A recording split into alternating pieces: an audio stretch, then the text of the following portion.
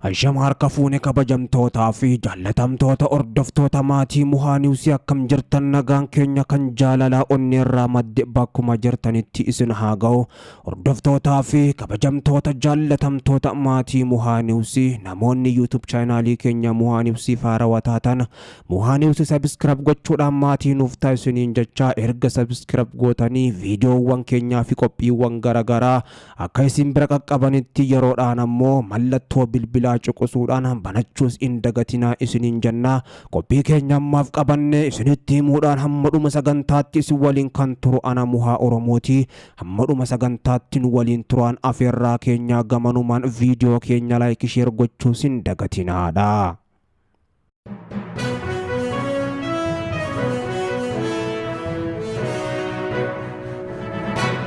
Field Marshal General Birhaanuu Juulaa Galalchaa diroonii diina Itoophiyaa fi obboon balleessuuf malee biyyootatti akka qabnu agarsiisuudhaaf hin binne ittiin balleessina woboo lola ammoo ni dandeenya jedhaniiti seena woboo waan ta'eef jecha haa danda'anii rukutaa jirra jedhaniis ammoo kilaashii qofaan hin lollu jedhana. Woboon kibba Oromiyaatti ammoo lola guddaa guyyaa lamaaf walitti aansuudhaan gaggeesseen waraana kumaa ol barbadeessuudhaan hedduu boojuudhaan mootummaa Jeneraal Bireetis naasisee jira. Kuni ammoo kan ta'e osuma diroonii Field Marshal Jeneraal Bireen ittiin dhaadatan jiruu fi akkasuma xiyyaarri lolaa jeetti meeg 29 fi helikoophtaroonni jiranii kibba Oromiyaatti. Woboon ammoo humnoota Jeneraal Biree kanas gudii godhe. Wataaddarri Jeneraal Biree Juulaa kibba Oromiyaatti waraana bilisummaa Oromoo woboo loluudhaaf ammoo dhaqe guutumattuu nyaadhamuudhaan woboodhaan barbadaa'e. Meeshaa gurguddoodha haga xixinnaatti ammoo woboodhaafis dabarsee kennuudhaan kan harka yoo kennatu hedduu isaanii ammoo woboon dikee Oromiyaa gochuudhaan qumaara hamaa muummee Abiyyii fi Jeneraal Bireetis nyaatee jira. Waraanni bilisummaa Oromoo woboon zoonii kibbaa Gujii baa keessa socho'u tarkaanfii ilaalessaa humna weerartuu diinaa irratti fudhadhe jedheen woboon kibba Oromiyaadha lola ulfaataa guyyaa kaleessarraa eegaluudhaan hanga guyyaa har'aan tanaatti gaggeessaa turen godina Gujii bahaa aanaa Goorodoolaa keessatti ammoo tarkaanfii ilaalessaa diina irratti fudhateen woboon injifannoolee culluqoo ammoo galmeessuudhaan meeshaalee humni raayyaa ittisa biyya Abiyyi amma baattee dhufte dugda isheerraa hiikuudhaan galii mooraa qabsoo bilisummaa Oromootiif galchuu yoo beeksisu booji'amtoota dabalatee meeshaalee gurguddoo hedduu harkaa dhuunfachuus beeksisee jira. Dabalataanis woboon humna weerartuu jedhuun raayyaa ittisa biyya hedduu du'aan adabuudhaan loltoota 70 ol ammoo fayyatti yoo boojuu lola kaleessarraa hanga guyyaa har'aan tanaatti gaggeessaa jiruun 300 ol ammoo bakkarraa deebiin qabnetti erguudhaan barbadeessuudhaan madoonis 260 ol akka taate kana hunduma ammootu waraanni mootummaa dhiisanii baqachuusa ajajaa woboo bakkichaattis beeksisanii jiru. Tarkaanfiin gootichi waraana bilisummaa Oromoo woboon fudhatu hamma bilisummaa Oromoo fi walabummaa Oromiyaattis itti fufa kan jedhan ajajaa woboo naannichaa humni isaanii diinarratti injifannoo gonfachuun naasise sabichas abdachiisuu himuudhaan haga bilisummaatti loluudhaafis akka jiran imanii jiru. Waraanni bilisummaa Oromoo woboon bifa kanaan ammoo dhaadannoo Jeneraal Bireetii fi Abiyyi waan hojii dhabsiisaa jiru fakkaata. Kan isaan ammoo woboo balleessuuf jirra jechuudhaan dhaadatana. Woboon jiddu galeessattis ibiddaan ammoo waadaan jira kan jedhe waraanni mootummaa ammoo baqachuudhaan awwaara kaasaa jiraachuunis imamee jira. Wal waraansi woboo fi humnoota mootummaa gidduutti gaggeeffamaa jiru kan durii caalaa jabaachuudhaan ammoo hammaate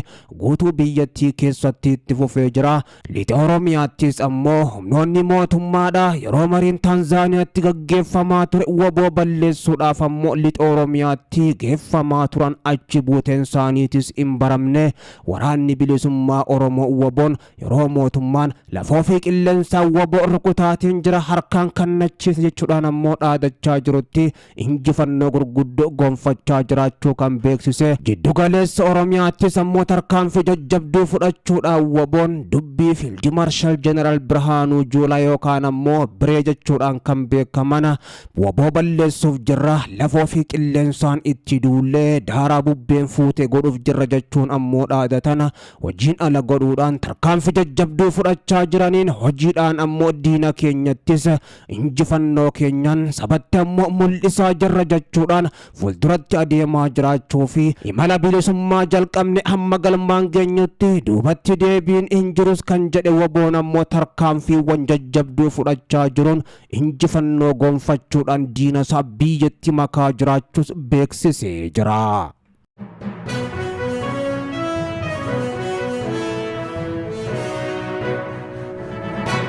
Waraanni bilisummaa Oromoo WBOn godina lixa Wallaggaa aanaa Ayiraa fi Gullisoo keessatti tarkaanfii jabduu guyyaa lamaaf walitti aansuudhaan humnoota mootummaa gubbatti fudhachaa tureen injifannoo galmeessee jiraachuu beeksisee gootichi abdii sabaa waraanni bilisummaa Oromoo godina lixa Wallaggaa aanaa Ayiraa fi Gullisoo keessatti tarkaanfii jajjabduu waraana faashistii PP irratti fudhachuudhaan du'aa fi madoon adabee meeshaalee waraanaa gurguddoo irraa hiikee jiraachuu beeksisee tarkaanfii boonsaa korommiiwwan lixa biiftuu WBOn aanaa Ayiraa bulchiinsa magaalaa Bondoowwoo keessatti mooraa waraana maafiyaa PP irratti fudhateen ammoo humna diinaa kan jedhu irraa ittisa biyyattiirraa hedduu isaanii barbadeessuudhaan hedduu madeessee tikoota waraanichaatis ammoo harkaan qabee jiraachuu WBOn ifoomsee tarkaanfii bulchiinsa magaalaa Bondoowwoo irratti ammoo fudhateenis qawwee danuudhaa fi rasaasa kumoota hedduudhaan lakkaaman bireeniidhaa fi akkasuma meeshaawwan biroo gurguddoos waraanni bilisummaa Oromoo WBOn humnoota raayyaa ittisa biyyattiirraa hiikuudhaan dantaa qabsoo bilisummaa Oromootiif galii taasisee jiraachuu himee kana malees waraanni bilisummaa Oromoo WBOn godinichuma aanaa Gullisoo keessatti waraana mootummaa faashistii PP Abiyyi Ahmad kan jedhu raayyaa ittisa biyyattii magaalaa Diillaarraa ammoo sakattaadhaaf bobbaatee magaalaa jalatti itti seenuudhaan ammoo rasaasaan dukkeerraa kaasuudhaan meeshaalee gurguddoon barbadeessee hedduu isaanii bakka irraa deebiin qabnetti erguudhaan hedduu ammoo madeessee achi keessaa baasee jiraachuus beeksisee jira. Tarkaanfii jabduu magaalaa Gullisoo kanatti fudhateenis waraanni bilisummaa Oromoo WBOn qawwee AKM hisaaban qabne rasaasa bireenii kumootaan lakkaa'amanii fi AKM akkasuma gama biraatiin meeshaawwan biroo gurguddoo waraanaatis ammoo dugda diinarraa hiikuudhaan qabsoodhaaf galii taasisuu ajajaan WBO bakkichaatis ibsanii jiru. Wal waraansi waraana bilisummaa Oromoo WBOdhaa fi humnoota mootummaa gidduutti gaggeeffamaa jiru baabiiftuurraa kaasuun hamma lixa biiftuu fi kaabaa fi kibbattis ammoo kan durii caalaa hammaachuudhaan gaggeeffamaa jira. Inumaatu ammoo kan jiddu galeessaa kan durii caalaa hammaachuudhaan WBOn mootummaa kokkee qabaa jiraachuu fi dirreewwan waraanaa hundarratti injifannoo gurguddoo gonfachuun humnoota mootummaa Abiyyi Ahmad Oromiyaa lafa awwaalcha isaanii gochaa jiraachuu kan beeksisee tarkaanfii jajjabduu yeroo ammaan tanaa fudhachaa jiruun goleewwan Oromiyaa mara keessatti injifannoo boonsaa argadhe kan jedhes waraana bilisummaa Oromoo WBOdha. Waraanni bilisummaa Oromoo WBOn erga mariin nagaa fashalaa hedduula imala bilisummaa jalqabeen Oromiyaa dhuunfachuuf akka jiru beeksisee WBOn imala duula bilisummaatti dirqiidhaan kan nu dhiibaa jiru haala mootummaa gabroonfataa kanaati kan jedhe kuni ammoo filannoo keenya qofaas osoo hin taane dirqamas jechuudhaan lola ulfaataa meeshaalee gurguddoodhaan dabaalame gaggeessaa jiraachuu himee